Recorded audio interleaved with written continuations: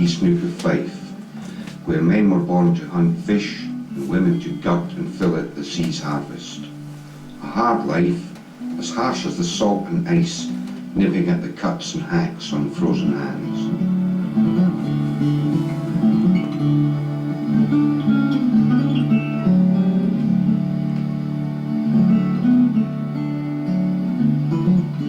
Sunrise to sunset, the fishermen from Cellardyke, Pittenweem, St. Monans and Anstruther have endured the sea's moods.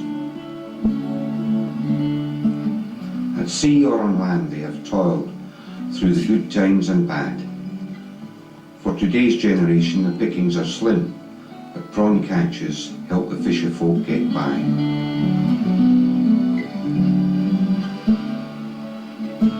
Gnarled to the bone, frozen or flayed by wind and sun, they have pitted their lives against the elements to create an enduring culture.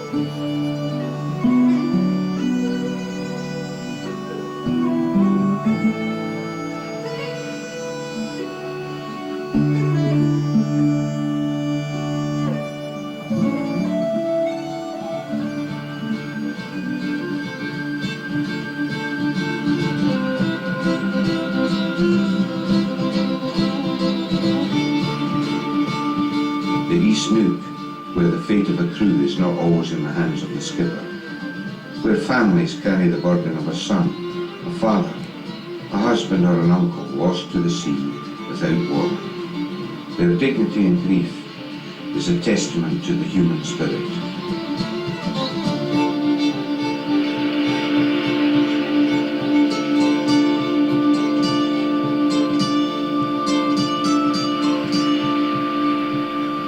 Here in this pocket of Scotland, the rhythm of time beats to the surge of the tide, the rise of the sun, the swell of the waves, and the sough of the wind.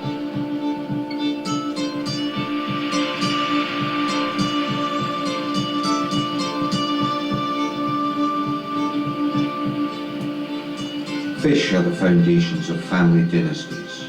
For 4 centuries, successive generations caught them by the basket, the cran, the score, the stone, and the ton.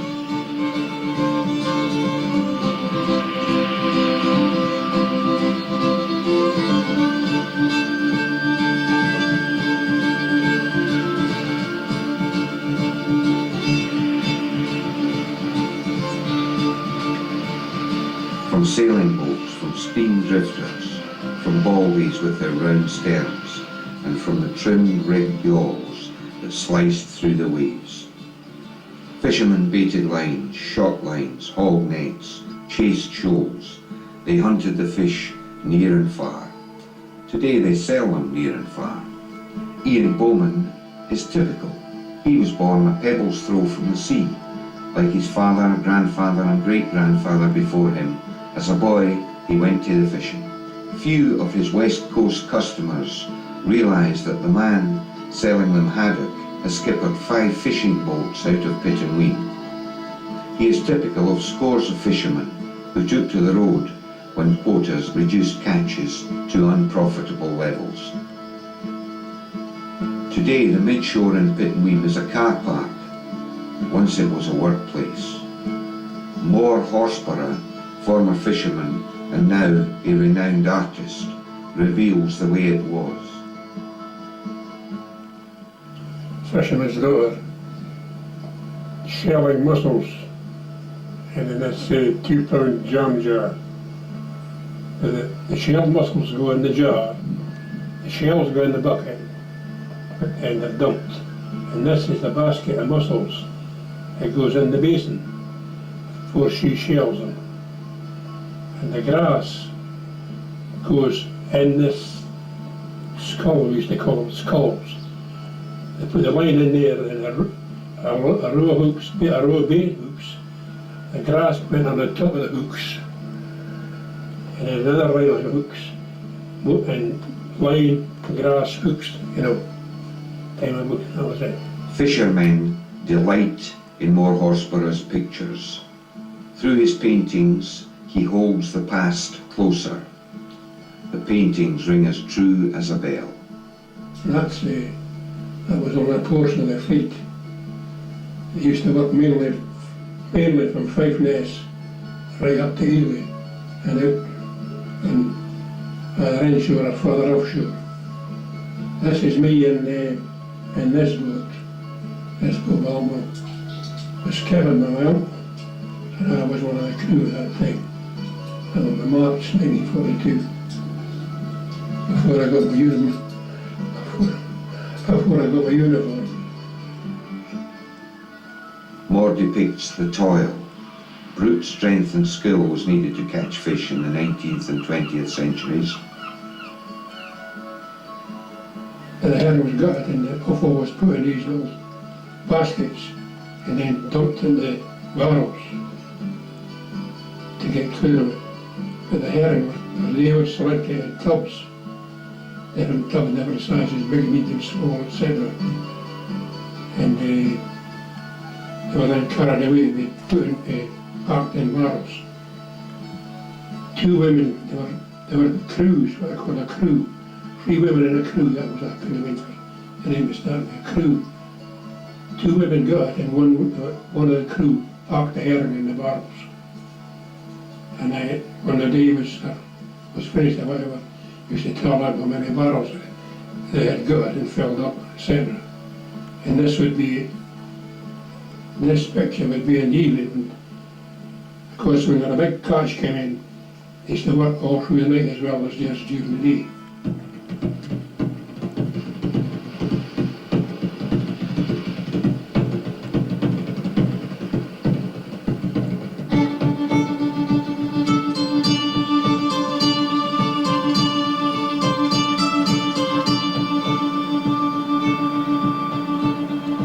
Today they hunt prawns.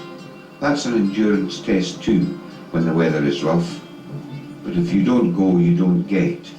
Even if you do, you might still not get. For Sandy Sutherland and Billy Simpson in The Just Reward, it's a poor catch. Tomorrow is another day.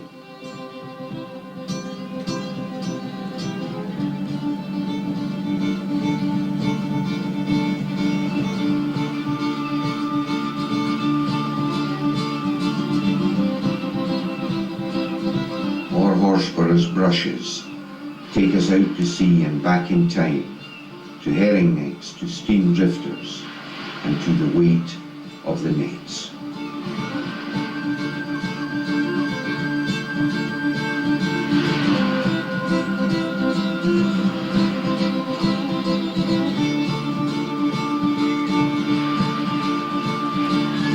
This is a steam drifter, laying lanes at daybreak. It's daybreak because the drifter still got a mast light and the side lights burning. And these 2 men are baiting a long line and they throwing out the hooks, free firing between the hooks. One man left-handed and one man right-handed, and the whole picture's consigned to history.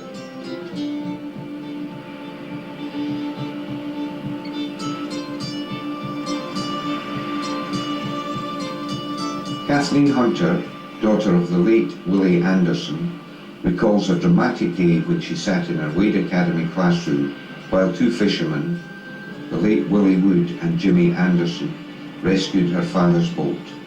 The rescue was filmed by the late Ronnie Doy, grandson of a fisherman. Ronnie was an outstanding cameraman. In that light and at such distance, the quality of his film is a small miracle. And the boats at this stage, Shangri-La and Longshout, are trying to attach a rope to help guide the ability into Anstruther Harbour. The boat here has actually managed to attach a rope. You can see the men at the back of the boat there, they've actually managed to attach a rope to the ability, to Dad, and they're dodging the waves as well. So he now has a rope attached to the front of the boat, and they're trying to swing the boat round at this stage to get it heading in the right direction to bring it in. The rope is just visible there. Dad's crew are going up to the front to help attach the rope and hold the rope to help with this procedure. So men on both boats at the moment holding on and just trying to get the boat round, and she's beginning to come round now to head in the right direction towards the harbour. Some people think that fishing is glamorous, but this is the real struggle that they have and the danger that's involved.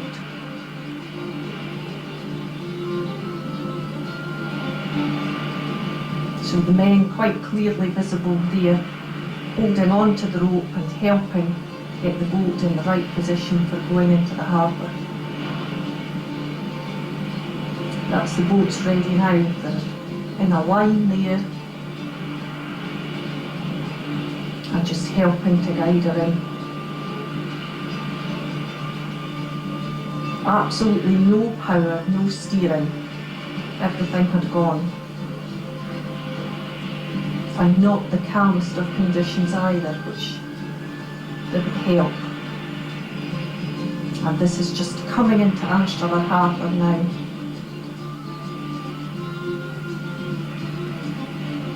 So we're all very grateful for the other two boats that immediately came to help.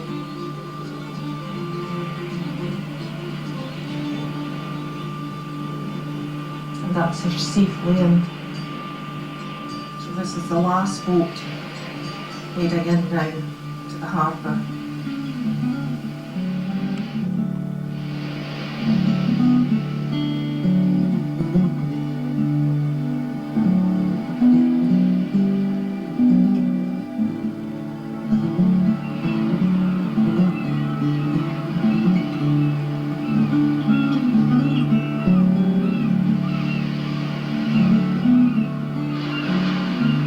There were, of course, better days when beauty and nature cascaded in and around a small fishing boat with 8 men on board earning a living.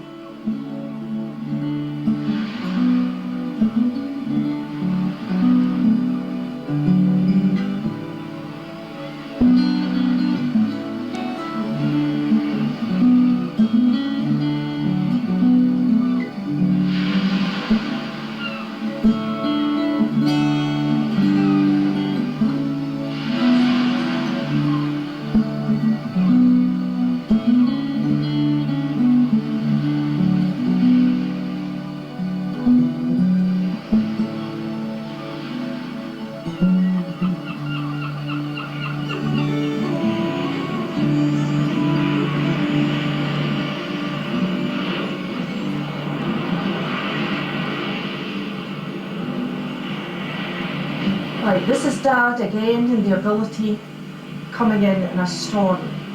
The harbour at Anstruther at this stage is almost closing. Dad was the last boat allowed to attempt to get into harbour. The red flag is up, so no one else was actually allowed to go into Anstruther.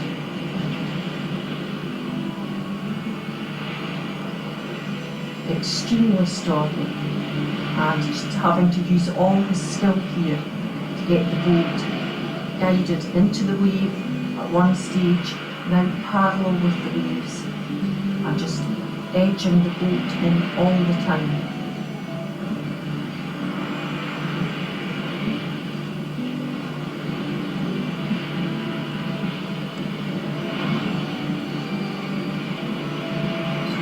full steam ahead at the moment.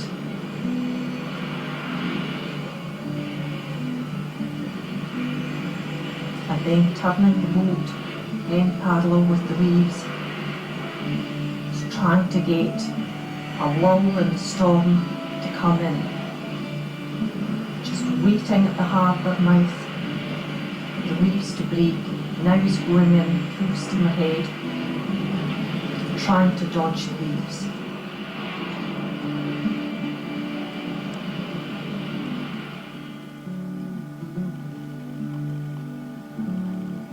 George Middlemas Cowie. His lens captured the fish, the labour, the excitement. The very essence of East Neuk harbour life is caught forever.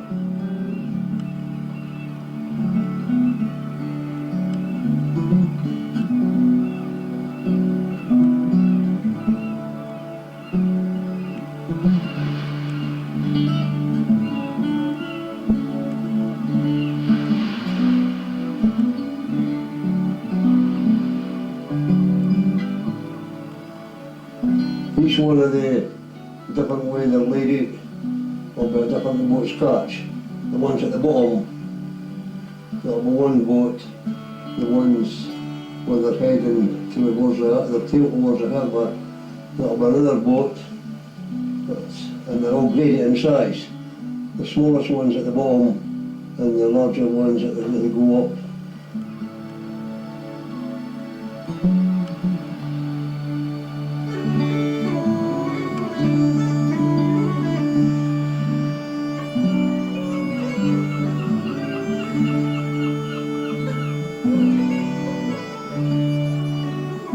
The images are so honest and so active.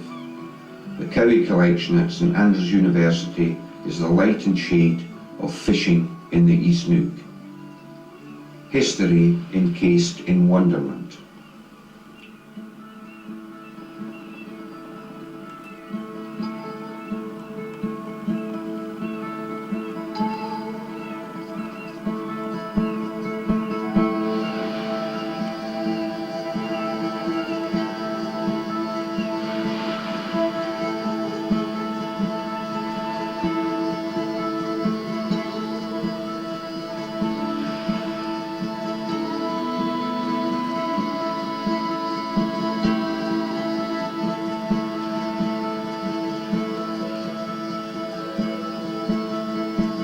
Pittenweem Harbour, a heart which refuses to stop beating.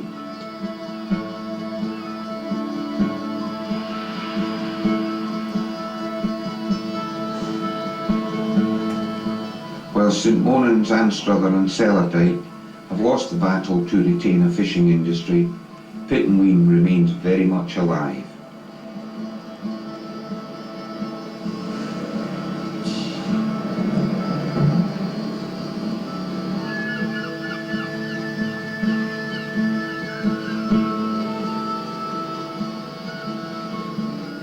"35 boats fish out of Pittenweem, skippered and crewed by men determined to sustain a living from the sea.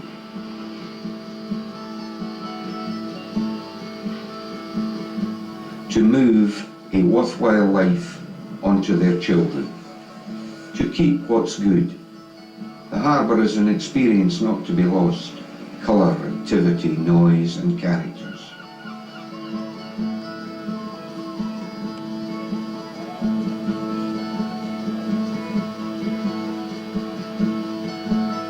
It is as it is.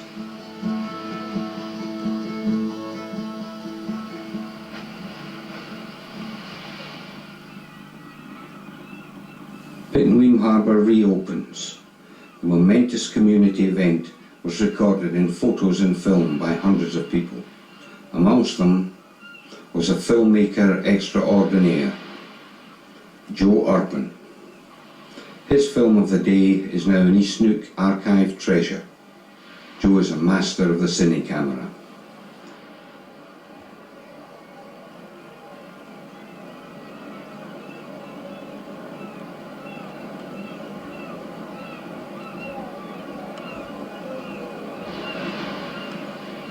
They deepened the harbour in 1968, and what a day when the fleet sailed back into Pittenweem from Anstruther, a red flag day, a celebration. They knew then that if their fishing industry was to survive, the deepening and modernisation of Pittenweem Harbour was vital. It was done.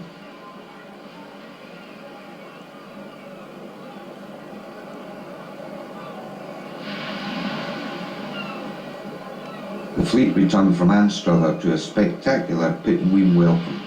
Every boat was cheered in. The harbour was alive again. The link to a glorious past was secured.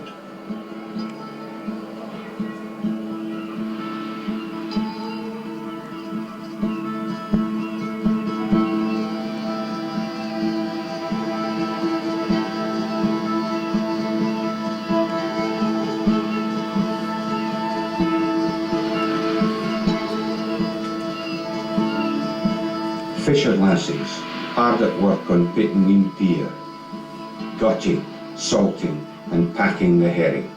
Their children watch. The little boys will soon grow up to follow their fathers out into the Forth, out into the North Sea, to catch herring, hauling them into nets. The cycle continues. Davy Boyter is the last of the fender makers. It was ever 70s. I started with the fenders. I did a lot of wee things we wrote before that. There must be 60 or 70 fenders on boats round about these shape, made by myself I make them. I reckon anybody else that makes them.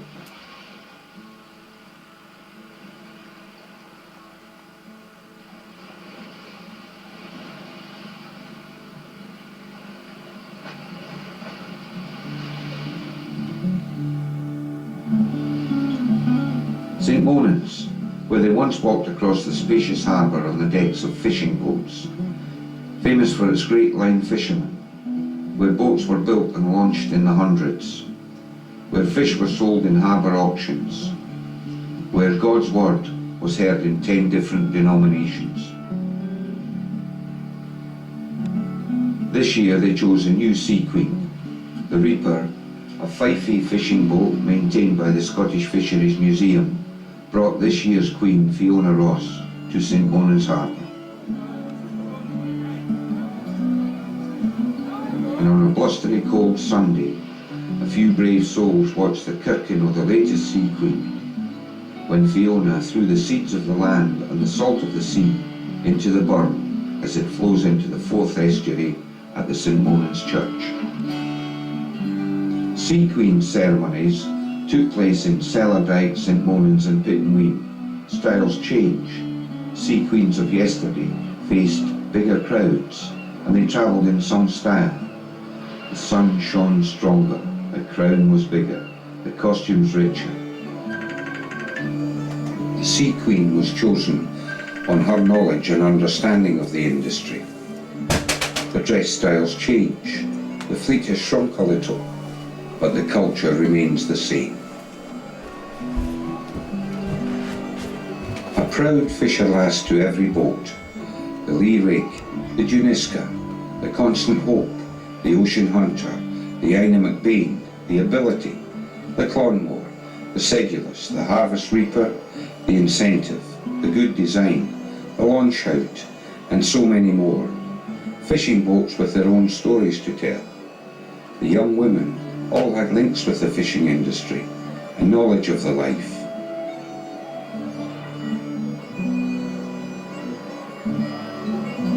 More often than not, their fathers or uncles were skippers. They knew and understood what fishing is all about.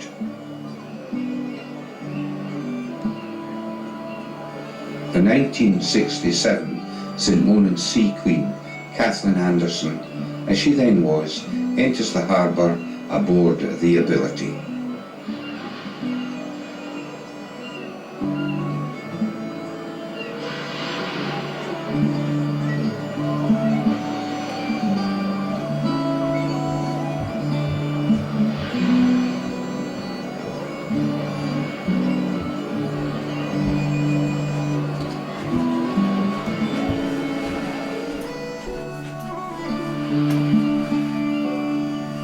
Sprightly Margaret Hughes, 80 years young, carries a multitude of fishing memories round the Cellardyke harbour. She is one of the few remaining women who went on the draves. Margaret, along with hundreds of other fisherwomen, followed the herring catches from Lerwick in the Shetlands down the length of Britain to Yarmouth. Their job was demanding: to cut, salt and pack thousands of herring into barrels. That's Margaret, 16 years old, with two pals on their first trip to Lerwick to the cutting. That's Margaret's mother, top left, who gutted and packed herring. And that's Margaret's grandmother, repairing a net. And we gutted about 700 herring to fill one barrel. And we were paid 10 shillings a week. For every barrel of herring that we filled, we got sixpence and threepence an hour.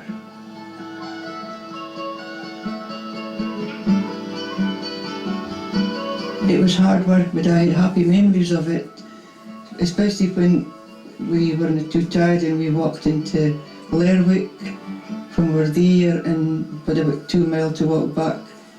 And it still sticks in my mind that the song that was out then was the Lonesome Road Ain't Lonesome Anymore, and we used to sing that coming along nothing but the moors and around you, nothing but moors, and it was grand. Betty Anderson was born and grew up in Pittenweem, a stone's throw from the harbour. Betty, now 80 years young, was one of the hundreds who shield the mussels. She never lost the knack. Mussels from the rich breeding grounds at the River Tay and Eden, where the fresh water meets the salt water. Men collected them, first by the cart load, then the lorry load, and took them to Pittenweem, to St Monans, and to Cellardyke, where young women shelled them. The succulent flesh was then hooked onto miles of fishing lines which the fishermen took to sea, to the fishing banks of the North Sea. John McGee, the artist.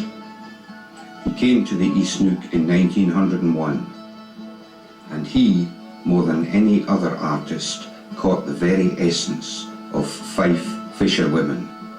He painted their beauty, their strength, their endurance. He linked their proud existence to the elements. McGee rose to prominence as a renowned British portrait artist, but he holds a special place in the heart of fisherfolk in the East Neuk. He was inspired by the fisherwomen's unique style, and his paintings contributed to the fisher lass images. Heading for the North Sea, where fishermen chart their way to the rich fishing banks.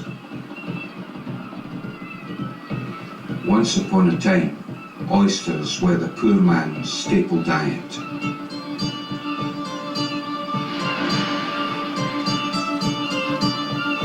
Turbot, the pick of the harvest, a large juicy white fish, and worth a fortune too.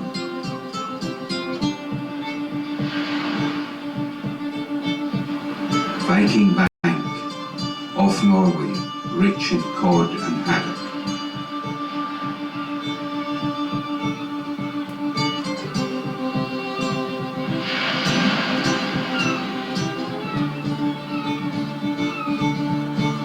Fender and rope artist Davy Boyter epitomises the depth of East Neuk fishing heritage. His fishing ancestry goes back 4 centuries. Nothing exceptional about that. There are dozens of families whose roots in the sea go back over the centuries. Mackerel, to be halved and baited onto miles of fishing lines.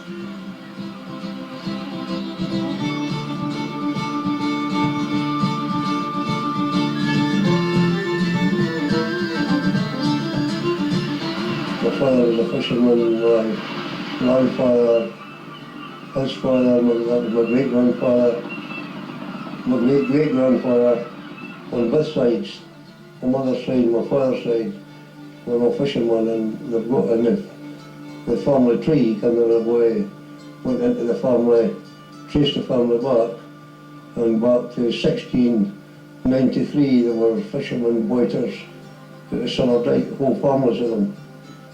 And that's as far back as we could go like that.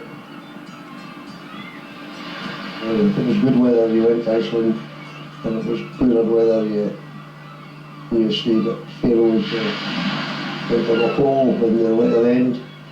But Iceland was the target in the summertime. The good fish and the good fish. We used to try and go there and every trip that we could manage.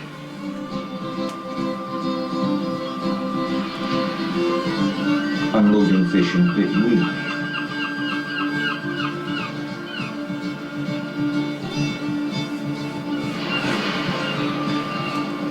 The day his boat, the Cornwall, was launched, a fun day.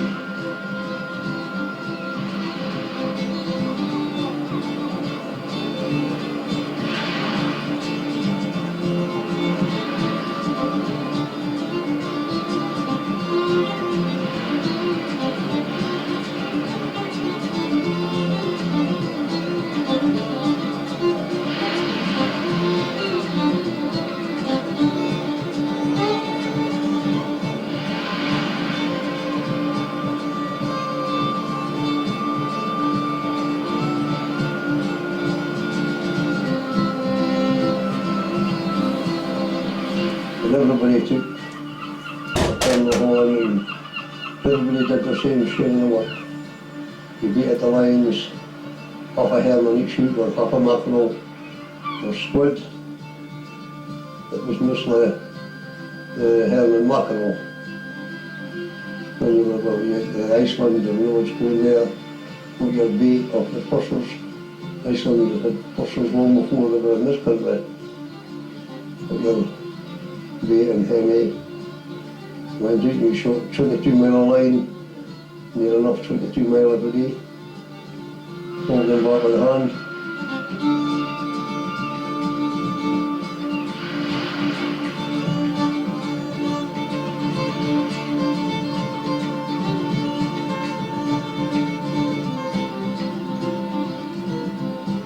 Former herring fisherman Bill Black was one of the last to grow up amongst the English fishing activity.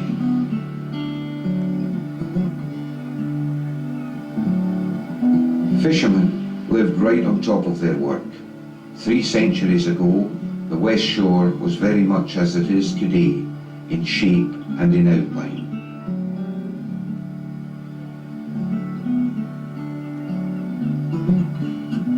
By the beginning of the 20th century, it was packed with people, up to 4 families to a house, children packed into bunk-bedded recesses.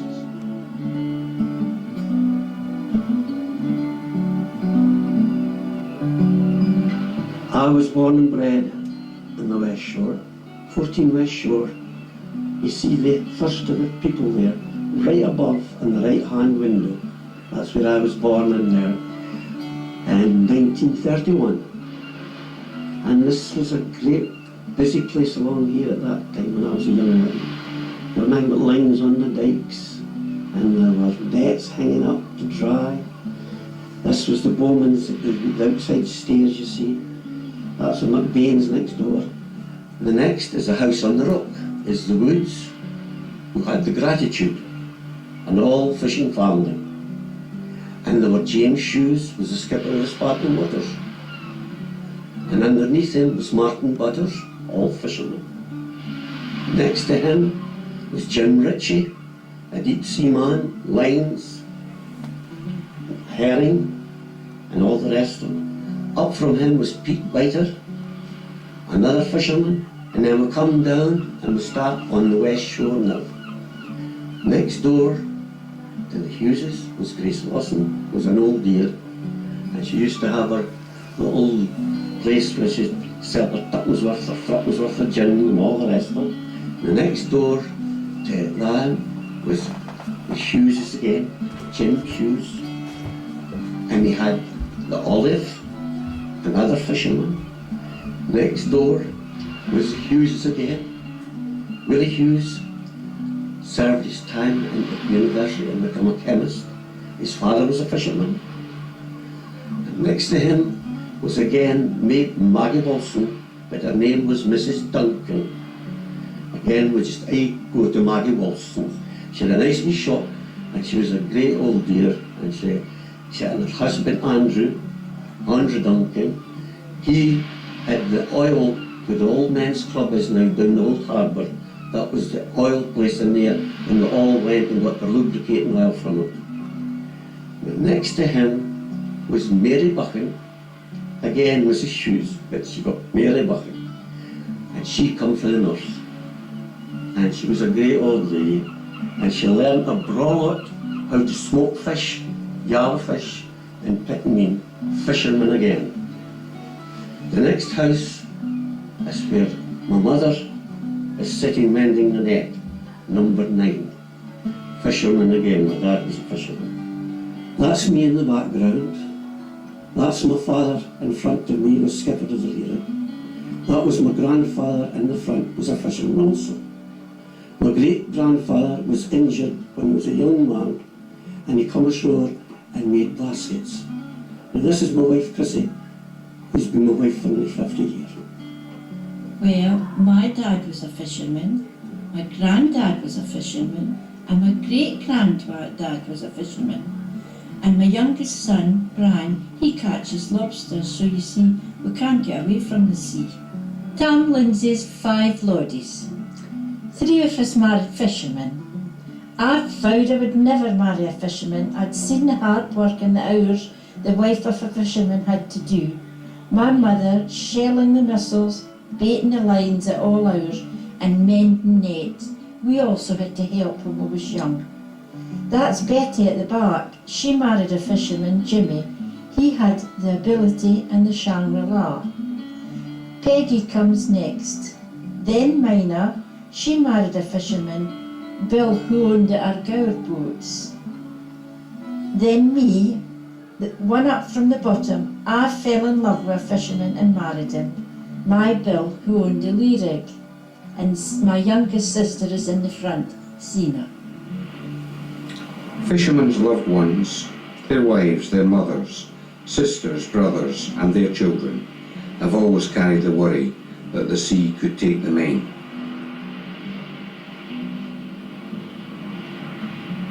There's no a time when it's hard going that you'd ever say a wee prayer. And I bet you there's the hardest man has said a wee prayer.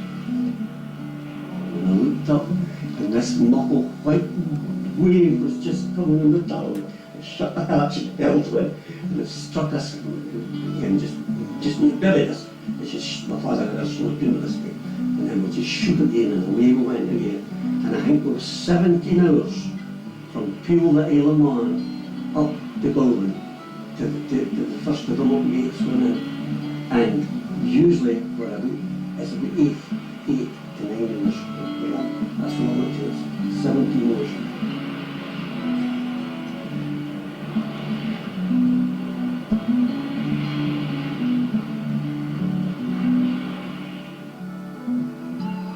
St. Bonan's at the turn of the century,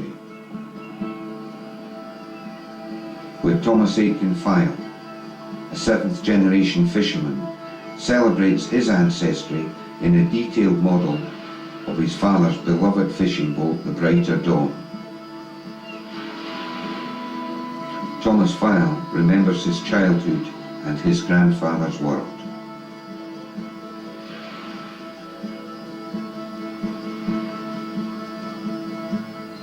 That's my grandfather with a pipe, and that's my father third from the left. My early, I would say probably 1937, 1938, I went with my father on the boat and stayed at bed. I went there, stayed there all night. We shut the nets, started the polo and units, put in the wee lifeboat, that's where we were put in, my cousin and myself. And we sat in there and we played at hauling nets as well. And that's, I would say, my introduction to fishing. I would go to the house and I'd be handed a handkerchief. In the four corners would be the money, plus there were a big purse, various section purse, with other monies in it. And you were told that money in the handkerchief was for the half share men or the other share men, which one it was, and the purse was for vice versa. And you went to each people's door and you just handed them the handkerchief and opened the handkerchief and keep the money, or the purse, whichever it may be. And I used to go round with the men's money every Saturday, sometimes doing an awful lot, and took it in the houses and the wives got the money.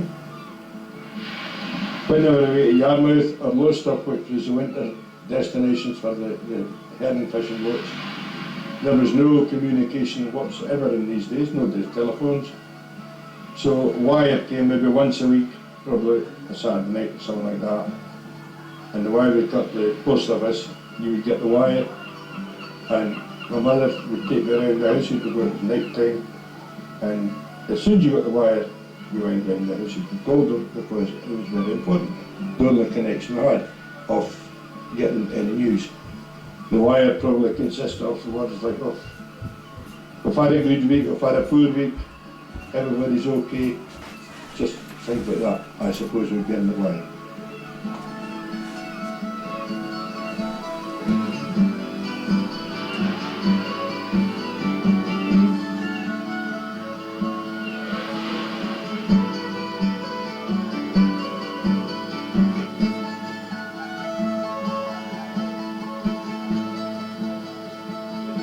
Today, St. Monans is quiet.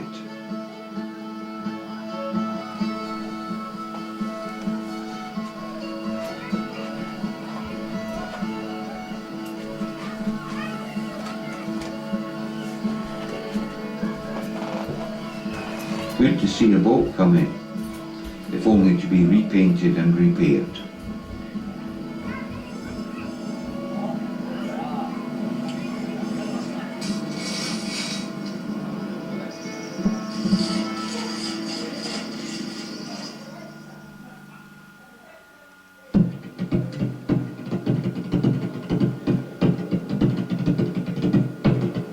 They built boats in St. Monans, steel boats for near and for far, wooden boats with their stylish lines, tough steam drifters with their dominant funnels, sailing boats with their brown sheets,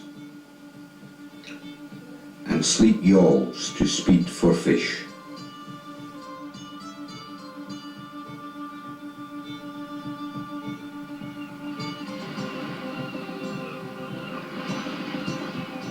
They used to build boats here, by the hundreds, at Miller's Boat Builders and Engineers, and launch them. The Juniska for skipper Willie Anderson. A proud, fun-filled day, but quite formal. A gold watch for his wife Anne.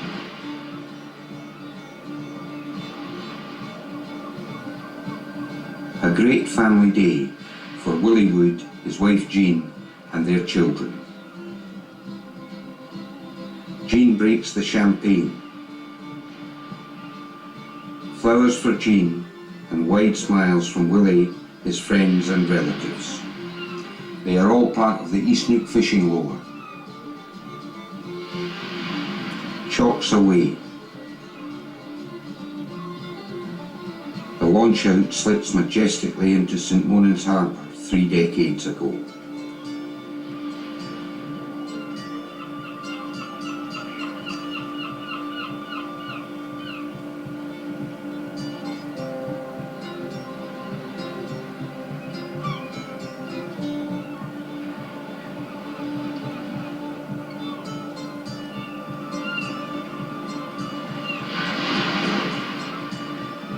There are 3 fishing generations there. Today, the youngest, Jim, skippers the launch out of Pittenweem, and his 2 sons, William and James, follow him to sea, for they too are fishermen.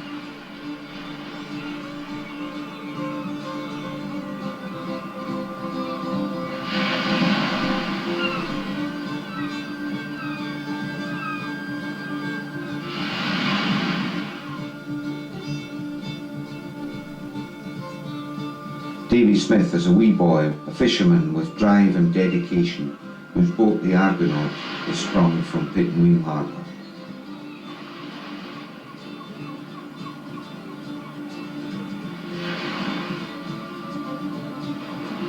Cellardite artist Eugene Despremeno has spent a lifetime painting the movement of fishing boats. He's rarely been to sea, but studies the boats with an artist's eye and a mathematician's mind. I thought that was the first time I'd ever really, it was the first time I'd ever really seen a ship, really.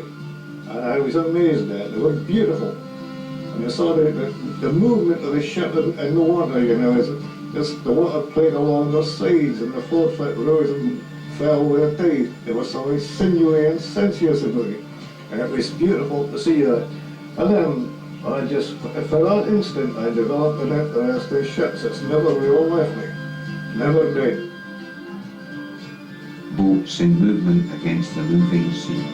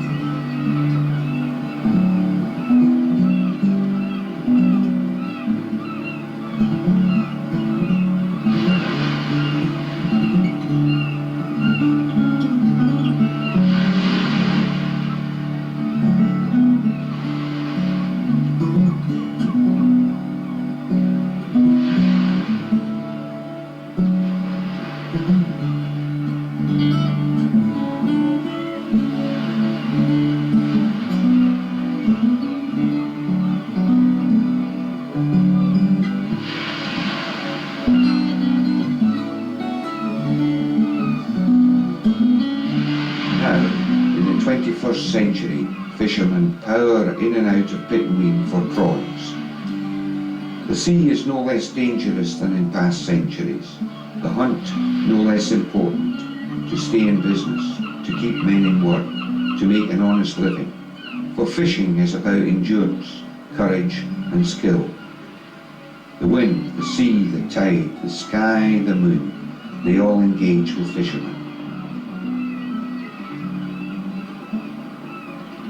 The men who work to the pace of nature, not for them the speed of a motorway or the zip of a computer.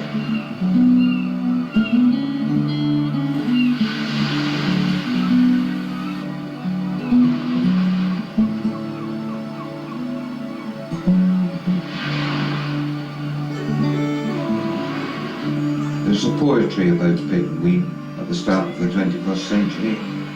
Must be something simple, like the sea spray from the waves breaking on the bow, as it always has, and it always will.